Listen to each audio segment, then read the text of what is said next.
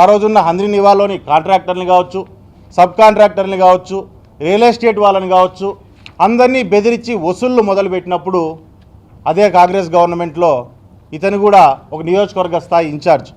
అలాంటి కాంగ్రెస్ గవర్నమెంట్లో ఇతను నియోజకవర్గ స్థాయి ఇన్ఛార్జ్గా ఉన్నప్పటికీ అదే కాంగ్రెస్ గవర్నమెంటు ఇతని గన్మ్యాన్లను తొలగించింది.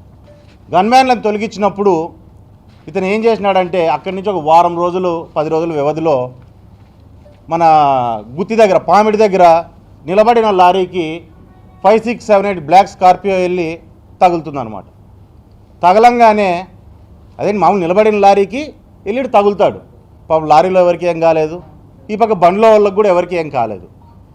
మళ్ళీ మరుసటి రోజు నుంచినే మీడియా ద్వారా కావచ్చు, పేపర్ల ద్వారా కావచ్చు, తన కావచ్చు బయటకు వచ్చి మాట్లాడడం ఏంటంటే నాకు చాలా హాని ఉంది, నా ప్రాణాలకు హాని ఉంది, నాకు గన్మ్యాన్లను ఇప్పియండి అని చెప్పని మీడియాలో రావడము, వేరే వేరే నాయకులతో స్టేట్మెంట్లు ఇప్పడం నియోజకవర్గంలో ఈ రకంగా ఒక పెద్ద హైడ్రామా ఆ రోజు చేశారు.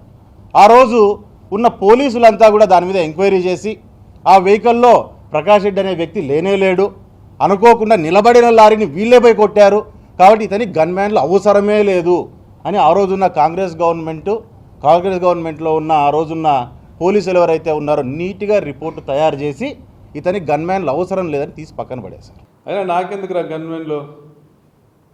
గన్మెన్లు బుల్లెట్లు ఎన్ని వాడారో గవర్నమెంట్కి లెక్కలు చెప్పాలా? నేను లెక్కలు చెప్పాల్సిన అవసరం లేదు. మరి నాకెందుకు గన్మెన్లో? మరి ఇంకా ఏదో చెప్తున్నారు, నాకు తెలిసి సునీత మాట్లాడిందో శ్రీరామ్ మాట్లాడినాడో పిచ్చి కుక్కల గురించి అనుకుంటా.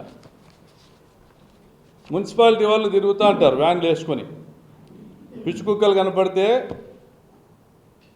దాన్ని కాల్చి చంపి బుడుస్తా అంటారు. బూడ్చిన ప్రతి ఒక్క పిచ్చి కుక్క కల్లోకి వస్తుందా? నీ కొడుకును, నీ కుక్క పిల్లను ధర్మవరంలో కట్టేసినావు, నీ ఇంట్లో కట్టేసుకో.